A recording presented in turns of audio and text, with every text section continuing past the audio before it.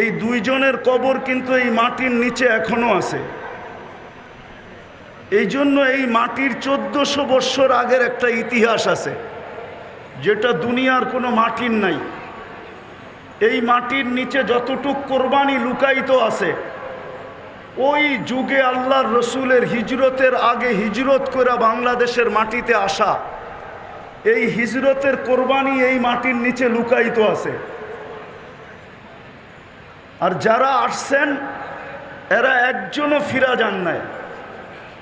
শুধু একজনের ইতিহাস পাওয়া যায় তারিখে চীনের ভিতরে।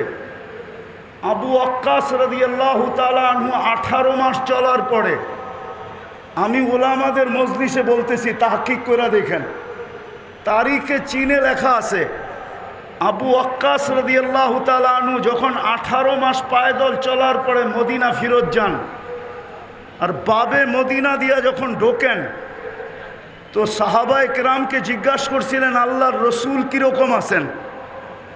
তো যাকে জিজ্ঞাসা করছে সে জবাব দিছিলেন, ইন্তাকালা রসুলিল্লাহ ইলা জাওয়ারি রহমাতিল্লাহ, আল্লাহর রসুল তো দুনিয়ার থেকে চলে গেছেন।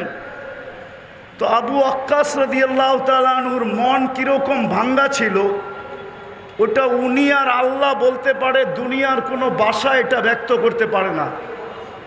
উনি মসজিদে নববীতে যে সালাম দিয়া যখন ঘুমায়া পড়ছেন, তো স্বপ্নে যুগে উনি দেখছেন যে আল্লাহর রসুল বলতেছিল, আবা ওয়াক্কাস মা বাআসতুকা লিতারজি, আবু ওয়াক্কাস তোমাকে তো ফিরত আসার জন্য পাঠানো হয় নাই, তুমি ফিরত আসলে কেন?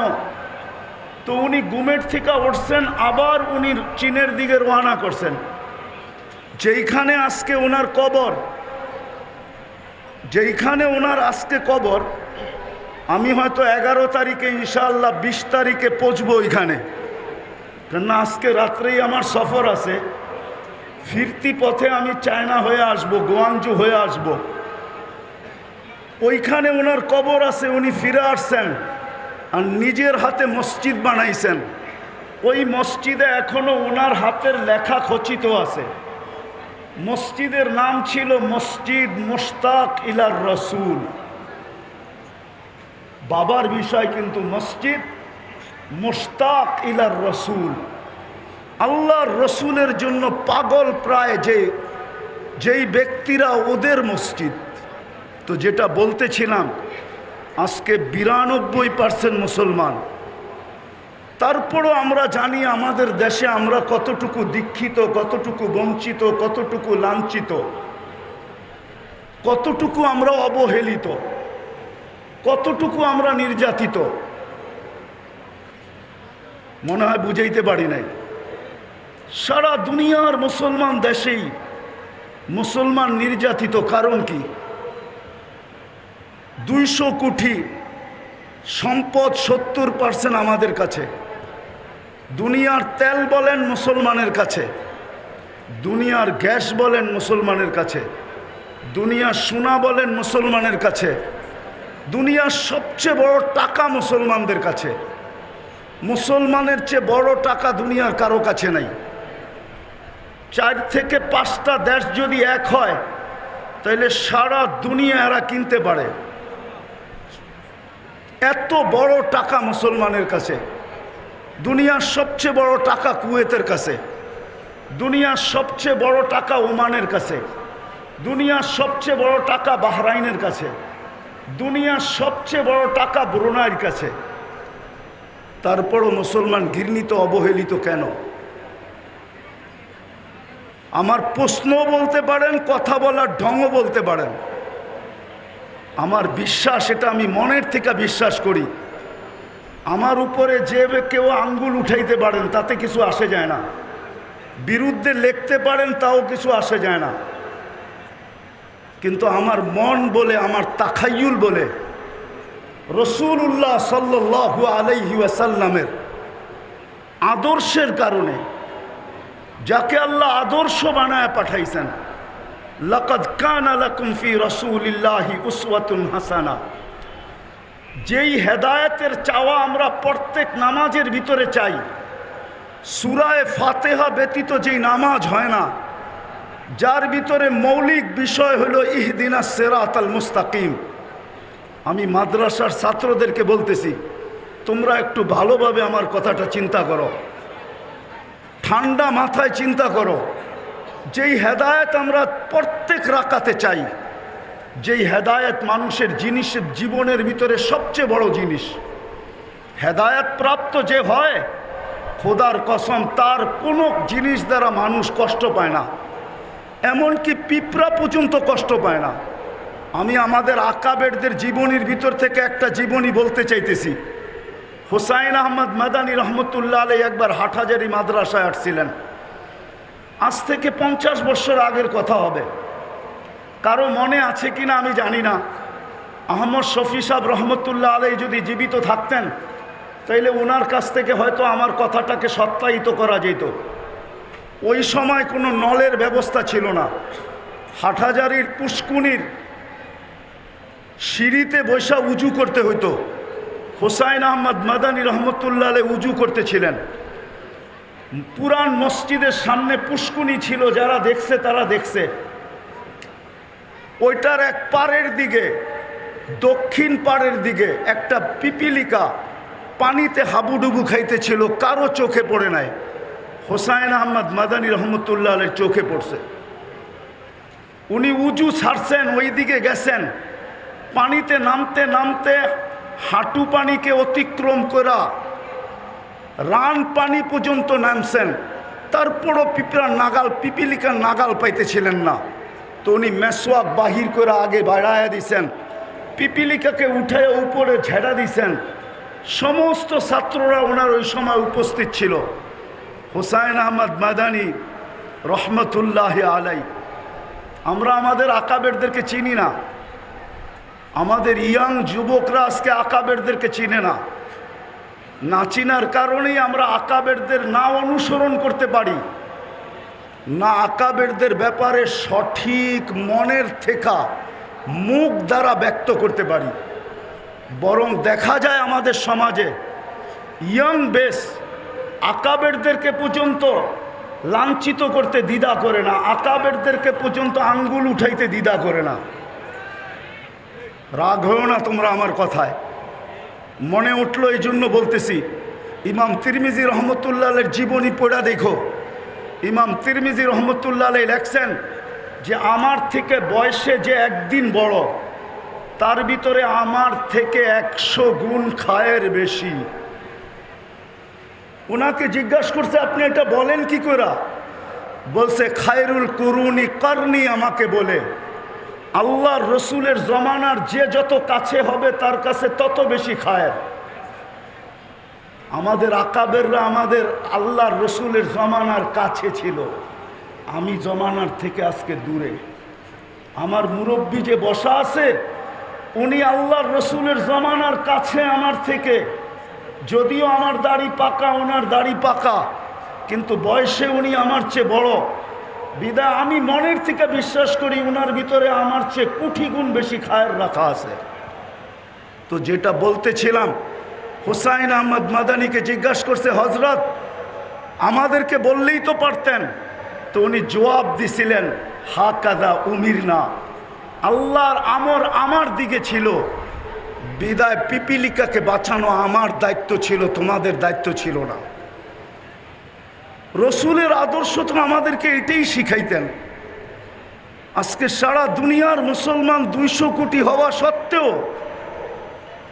দুনিয়ায় বর্তমানে যত আলেম ওলামা আছে, 50 বছর পিছে গেলে এত আলেম ওলামা ছিল না। আজকে যত মাদারেস আছে, এত মাদারেস ছিল না।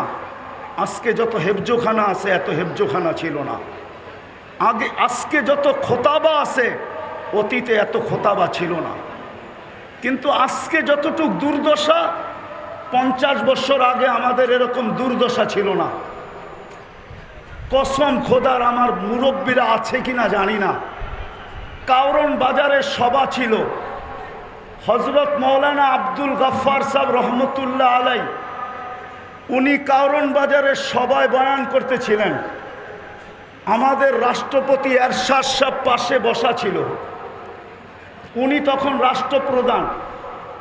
আব্দুল গাফফার সাহেব হাসতে হাসতে বলতেছিল এরশাদ সাহেবকে লক্ষ্য করা যে আপনি আমাদের রাষ্ট্রপ্রধান, আমাদের একটা নীতি আছে, রীতি আছে, প্রথম দিন বাসর ঘরে যদি বউকে দেখতে হয় তাইলে আমাদের দেশে টাকা দিয়ে দেখতে হয়, মধ্যখানে শালা শালিরা পর্দা ধরে, জামাই যতক্ষণ পর্যন্ত টাকা না দেয় তো পর্দা উঠায় না, নিজের বউয়ের চেহারা দেখতে দেয় না। আপনি আমাদের রাষ্ট্রপ্রধান হওয়া সত্ত্বেও আপনি আপনার বউকে এরকম খোলা ছেড়া দিলেন কি করে যে এখন একজন রিক্সাওয়ালাও পয়সা ছাড়া আপনার ওয়াইফকে দেখে? ওইটা একটা সময় ছিল, একটা সময় ছিল, খায়রের সময় ছিল। ওনারা আল্লাহর রসুলের জমানার কাছে ছিলেন, আদর্শের উপরে প্রতিষ্ঠিত ছিল। এরশাদ সাহেব শুধু হাসছেন, কোনো প্রতিবাদ করেন নাই, কোনো জিদ বা হিংসা বিদ্বেষ ভিতরে নেন নাই যে আমি স্টেজ থেকে যায়া গফফার সাহেব তোমাকে দেখাবো তুমি কত বড় আব্দুল গফফার। কোনো প্রতিশোধ নেন নাই। কিন্তু আজকে কথা বলে স্টেজ থেকে নামা যায় না, কথা বইলা স্টেজে বসেও থাকা যায় না। কেন এই দুরবস্থা? আমার প্রশ্নের জবাব দেন আপনারা, কেন এত দুরবস্থা? টুপিওয়ালা তো আগের চেয়ে বেশি, দাড়িওয়ালা তো আগের চেয়ে বেশি, নামাজি তো আগের চেয়ে বেশি, তাবলিগওয়ালা তো আগের চেয়ে বেশি, ওয়াজ নসিহত তো আগের চেয়ে বেশি। আমি কথা শেষ জায়গায় চলে আসছি। আজকে আমরা আল্লাহর রসুলের আদর্শকে শুধু একটা ব্যানারে আবদ্ধ করছি। সিরাত শুধু ব্যানারে আবদ্ধ আমাদের জীবনে না। আমরা সিরাতকে মানুষের সামনে তুলে ধরতে পারি না। রাগ হবেন না, পায়ে হাত রাখি। গত বৎসরও এখানে এই সিরাত মাহফিল ছিল, এর আগের বৎসরও ছিল, এর আগের বৎসরও ছিল, এই বৎসরও সিরাত মাহফিল আছে। কিন্তু আমি ওলামা তোলাবাদের পায়ে হাত রেখা বলবো, শুধু বৎসরে একটা সিরাত মাহফিল করার দ্বারা জাতির ভিতরে সিরতের আকর্ষণ আসবে না, বরং আমাদেরকে রবিউল আউয়াল মাস পুরাটা প্রত্যেক মহল্লায়, প্রত্যেক মসজিদে, প্রত্যেক গলিতে, প্রত্যেক এলাকায় সিরতের প্রয়োজনীয়তা যদি মানুষের সামনে তুলে ধরতে পারি, সিরতের উপকারিতা যদি মানুষের সামনে তুলে ধরতে পারি, যে সিরতের দ্বারা আল্লাহর রসুলের আদর্শ দ্বারা যদি আদর্শবান হই তাইলে আমাদের সমাজটা কীরকম হবে, এই চিত্রটা যদি আমরা তুলে ধরতে পারি তাইলে খোদার কসম হইতে পারে আমাদের সমাজ এরকম হবে যে এই সমাজটা সারা দুনিয়ার ভিতরে মডেল হিসাবে রূপান্তরিত হবে। যদি সারা রমজানে যদি পুরা রমজানে ফাজাইলে রমজান পড়া হইতে পারে, হজের মাসে যদি পুরা মাস ফাজাইলে হজ পড়া হইতে পারে, তাইলে রবিউল আউয়াল মাসে প্রত্যেক মসজিদে কেন সিরাতের কিতাব পড়া হয় না? আমরা সবাইকে সিরাতের কিতাব পড়তে বলি না কেন? সবচেয়ে ছোট একটা সিরাতের কিতাবও তো পড়তে বলতে পারি। সিরাতে খাতেমুল আম্বিয়া সবচেয়ে ছোট সিরাত, আমরা কেন আমাদের যুবকদেরকে উজ্জীবিত করতে পারি না? আমাদের যুবকরা সারা রাত্র নেটের ভিতরে থাকে, আনলিমিটেড সারা রাত্র ব্যয় করতে থাকে, অথচ অল্প একটু নেট খরচ হবে সিরাতে খাতেমুল আম্বিয়া পড়তে। আমরা কলেজের ছেলেদেরকে কেন হাতে পায়ে ধরে উদ্বুদ্ধ করতে পারি না? কেন স্কুলের ছেলেদেরকে পারি না? কেন ইউনিভার্সিটির ছেলে মেয়েদেরকে পারি না? আমার কথা একমত হবেন কি হবেন না জানি না। আমি দুনিয়া ঘুরে বলতেছি, আমি আপনাদের স্বাধীনতা দেখি নাই, কেননা আমি জুলাইয়ের 18 তারিখে চলে গেছি, আমি আগস্টের 18 তারিখে বাংলাদেশে আসছি। আমার সফর ছিল ইংল্যান্ড, কানাডা, মিশর, সৌদি আরব হয়ে আমি দেশে আসছি। আমাদের এখন সময় আসছে, আমাদের উচিত স্কুল কলেজ সর্বত্র আমাদের উচিত বিশেষ করে ওলামা তোলাবাদের উচিত এই রবিউল আউয়াল মাসটাকে কেন্দ্র করা প্রত্যেক গলি গলি সিরতের প্রয়োজনীয়তা বয়ান করা, প্রত্যেক মসজিদে সিরতের তালিম করা, আল্লাহর রসুলের আদর্শ সর্বক্ষেত্রে ছাড়ার কারণে আজকে আমরা নিজের দেশেও লাঞ্ছিত, বিদেশে তো লাঞ্ছিত, অন্যের হাতে তো লাঞ্ছিত, আমরা নিজেদের হাতেও লাঞ্ছিত। আজকে আমরা সিরতকে ছেড়া দিছি, রসুলের আদর্শকে ছেড়া দিছি, এর জায়গার ভিতরে আমরা আবেগকে নিয়ে আসছি, অন্য কিছুকে নিয়ে আসছি, রসুলের আদর্শকে নিয়ে আসি নাই। আসেন, যেই রসুল 23টা বৎসর চোখের পানি ঝরায়া আল্লাহর কাছ থেকে আমাদেরকে, সমস্ত উম্মতের ভিতর থেকে আল্লাহর কাছ থেকে আমাদেরকে যা নিয়া দিছেন, যেই মর্যাদা আমাদেরকে পাওয়ায়া দিছেন, এর চেয়ে বড় মর্যাদা কি হইতে পারে? যে রসুল আমাদেরকে পাওয়ায়া দিছেন। শুহাদা আলান নাস, এতটুক শব্দের ভিতরে যদি ডুব দেই তাহলে দেখা যাবে আল্লামা জালালউদ্দিন সুয়ুতি রহমতুল্লাহ আলাইহি লেখছেন, এই উম্মত কিয়ামতের দিন আল্লাহর পক্ষে সাক্ষী হিসাবে আল্লাহর পাশে দাঁড়াবে। সমস্ত উম্মতের উপরে আল্লাহ আমাদেরকে সাক্ষী হিসাবে গ্রহণ করছেন, নিজের পক্ষে নির্বাচিত করছেন। এর চেয়ে বড় সৌভাগ্য কি চান? কিন্তু প্রশ্ন যদি উঠে আমাদের পক্ষে কে, তো আল্লাহ তো এটাও বলে দিছেন, ওর রসুল শাহিদান আলাইকুম, আমি বন্ধুকে তোমাদের পক্ষে দিয়া দিছি আর তোমাদেরকে আমার পক্ষে নিয়ে আনিছি। বিদায় আসেন আমরা আজকের এই মাহফিল থেকে অঙ্গীকার করি, আর এটা না হওয়ার কারণে রবিউল আউয়াল মাস ব্যাপী প্রত্যেক মসজিদে, প্রত্যেক গলিতে, প্রত্যেক মহল্লায়, প্রত্যেক গ্রামে, প্রত্যেক ইউনিয়ন, থানা, জেলায় সিরাতের চর্চা না হওয়ার কারণে রবিউল আউয়ালের নামে হাজারো আগাছা সমাজে ছড়ায় গেছে। যতই চিৎকার দেন, এই চিৎকারে দিলের মহব্বত বাহির করা যাবে না। যদি মহব্বত বাহির করতে হয় তাইলে ওইটাকে আগে ডিলেট করতে হবে, আর নবীওয়ালা মহব্বত দিয়া ওইটাকে ধুইতে হবে, নাইলে এই আগাছা দূর করা যাবে না। যে আগাছা রবিউল আউয়ালের নামে বাংলাদেশে ছড়ায় গেছে।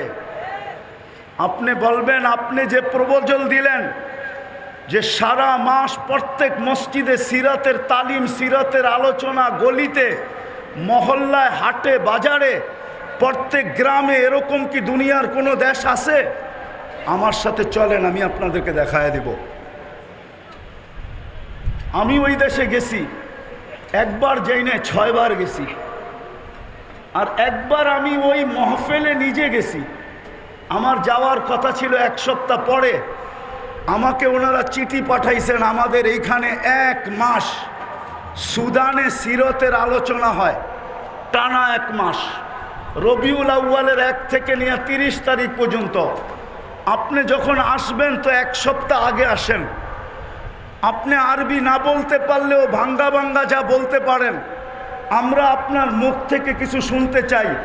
এখনও আপনি সার্চ দিয়া দেখতে পারেন, সুদানে 1 মাস সিরতের চর্চা হয়, সিরতের 1 মাস।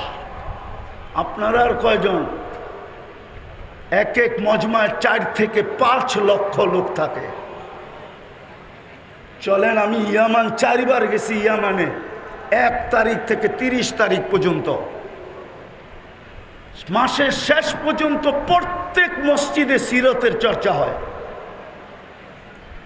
দুনিয়ায় আরও দেশ আছে, মরক্কো, জাজায়ের, টিউনেসিয়া, মরিতানিয়া, সারা মাস সিরতের চর্চা হয়। আজকে যদিও আমি আসার ছিলাম না, কিন্তু এমাদউদ্দিন সাহেবের বারবার ফোনের কারণে আসছি। আমি রাত্রেই চলে যাব আমার সফর কোরিয়ায়, কিন্তু আমি আসছি আপনাদের কাছে শুধু এই দরখাস্তটা রাখার জন্য। আজকের এই মজলিস থেকে আমরা ওলামা তোলাবা অঙ্গীকার করি যে বাকি পুরা মাসটা আমরা আমাদের মসজিদের ভিতরে সিরতের চর্চা করব, সিরতের আলোচনা হবে, সিরতের তালিম হবে, আমাদের ঘরের ভিতরে হবে, আমাদের মসজিদে হবে, মহল্লায় হবে। বুঝাইতে চেষ্টা করেন, একদিনে দূর হবে না, ইনশাআল্লাহ হইতে পারে অচিরেই দেখা যাবে যে বাংলাদেশে রবিউল আউয়ালের নামে যেই সমস্ত আগাছা ছড়াইছে, আমরা যখন শুরু করব প্রত্যেক গলি গলি, প্রত্যেক মসজিদ মসজিদ, তাইলে আর এটাকে দূর করার জন্য অন্য কোনো জিনিস লাগবে না। আমাদের এই চেষ্টার মাধ্যমে ইনশাআল্লাহ এগুলা বাংলার জমিন থেকে দূর হয়ে যাবে। আর না হলে যতই চিৎকার দেই, চিৎকার আজ থেকে চলতেছে না, আমাদের সেই ছোটবেলার থেকে দেখতেছি চিৎকার। কিন্তু বলেন, জশ্নে জুলুসের মিছিল কি ছোট হয় না বড় হইতেছে? বলেন বলেন আমাকে, বড় হইতেছে না ছোট হইতেছে? ডিম আগে 1000 টাকা বিক্রি হইতো, এখন 5 লাখ টাকা বিক্রি হয়। ডিমের দাম বাড়ছে না কমছে? ডিমের দাম বোঝেন? মনে হয় ডিমের দাম আপনারা বোঝেন নাই। আপেলের দাম 1000 টাকা ছিল, এখন 1 লাখ টাকা হয়েছে। চিনেন আপেলের দাম? জানেন তো না আপেলের দাম? কিন্তু আমি তো ঠান্ডা মানুষ, এই জন্য আপনাদের চিৎকার ওঠে নাই। হ্যাঁ, নাইলে বাংলাদেশ ছাড়া ইম্পোর্টেড আইটেম হয় না। যার দেশের ভিতরে যার কোনো পরিচিতিই নাই, যাকে মহল্লায় পর্যন্ত কাউকে চিনে না, তার এলাকায় কিন্তু পর্যন্ত চিনে না, তার হাতের ছোঁয়ার ডিম বিক্রি হয় চিটাগাঙ্গে 5 লাখ টাকা। 5 লাখ টাকা। মনে হয় বুঝাইতে পারি নাই, মনে হয় বুঝাইতে পারি নাই। কি বুঝছেন? তৈয়ব শাহর হাতের ডিম, উনি তো নাই, ওনার ছেলের হাতের ছোঁয়া ডিম বিক্রি হয় লাখ লাখ টাকা। উনি পাকিস্তান থেকে ইম্পোর্টেড মাল। একটা আপেল বিক্রি হয় লাখ টাকা। বিশ্বাস হয় না? মনে হয় হয় না? না না, হয় না আপনাদের। আমার মতো গভীর জিনিস আপনারা জানেন না, শুধু উপরে উপরে জানেন। পানিতে ফু দিলে গ্লাস বোতল বিক্রি হয় লাখ টাকা, লাখ টাকা। অথচ যাকে নিজের মহল্লায় চিনে না, যার ছেলে সন্তানের জীবনে আল্লাহর রসুলের কোনো আদর্শ নাই, পারি নাই আমরা। আমরা শুধু চিৎকার দিতে পারছি, আমরা শুধু মাঠ গরম করতে পারছি। রসুলের আদর্শ আজকে বুলুণ্ঠিত, আমাদের জীবনে ঘৃণিত, দীক্ষিত, অবহেলিত, লাঞ্ছিত, বঞ্চিত। রসুলের আদর্শ প্রতিষ্ঠা করার জন্য, মানুষের জীবনে প্রতিফলিত করার জন্য আমরা, রাগ হয় না, আমি এন্তেজামিয়ার বিরুদ্ধে বলতেছি না, আমরা বৎসরে একটা সিরাত মাহফিল করে মনে করতেছি আমরা রাসূলুল্লাহ সাল্লাল্লাহু আলাইহি ইসলামের হক আদায় করে দিছি। অথচ যে 24 ঘন্টায় 23 বৎসরে চোখের পানি কোনোদিন শুকায় নাই। কিতাব পড়া দেখেন। আগেও বলছি, এখনো বলি, শুধু নেট কাটলে হবে না, আর রাত্রে ফেসবুকে লিখলে হবে না। কিতাব পড়েন। আল্লাহর রসুলের 23 বৎসরে চোখের পানি শুকায় নাই। জিবরিল আর মিকাইল জিজ্ঞাসা করছে, মা জালা আরাকা তাবকি, আপনাকে যখনই দেখি কাঁদেন কেন?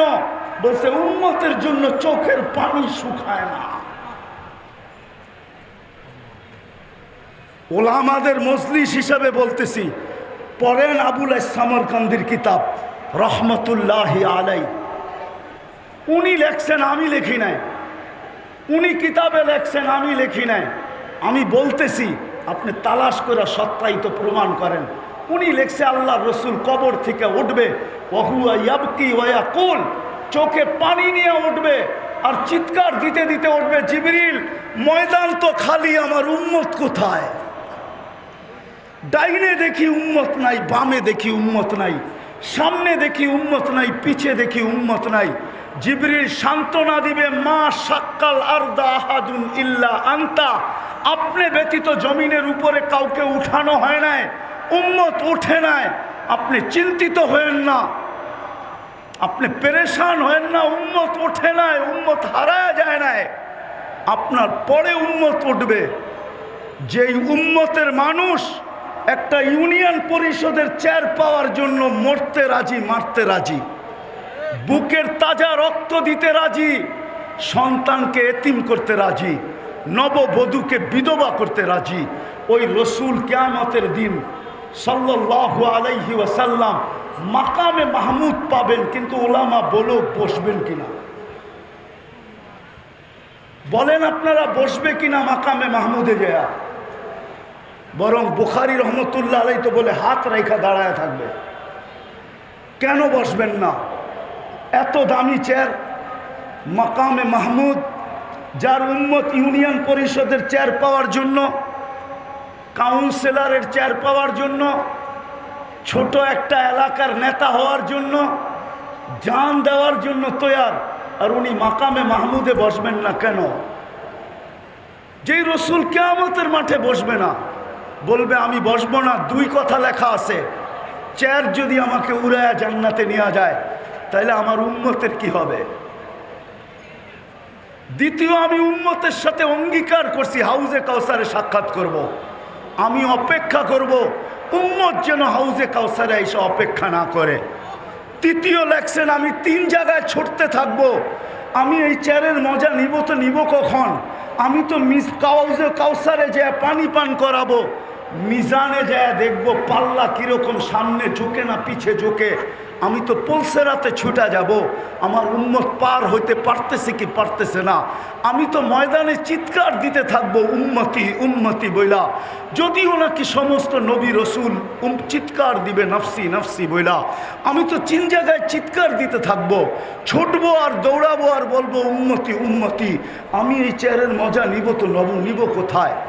ওই রসুল যিনি উম্মতের জন্য এতটুকু দিয়া গেছেন, বলেন আজকে তার আদর্শ শুধু দাড়িতেই নিবদ্ধ, শুধু টুপিতেই, শুধু পাগড়িতেই, শুধু একটা জুব্বাতেই, শুধু সকাল বিকাল জিকিরেই, শুধু দাওয়াতেই? ওই রসুল আদর্শ দিয়া গেছেন আমাদেরকে। আজকে মুসলমান ওই আদর্শের, আমি তো ফিলিস্তিনের জমিন 14 বৎসর আগে চইসা আসছি, 14 বৎসর। আপনি তো মিডিয়ায় দেখা চিৎকার দেন, আপনার সাথে আমার কোনো বিরোধ নাই, কিন্তু আমার মতো ওই জমিন চইসা দেখেন না আপনারা। আমি অহংকার করে বলতেছি না, আগে 99টা বলতাম, আজকে 102টা বলতেছি।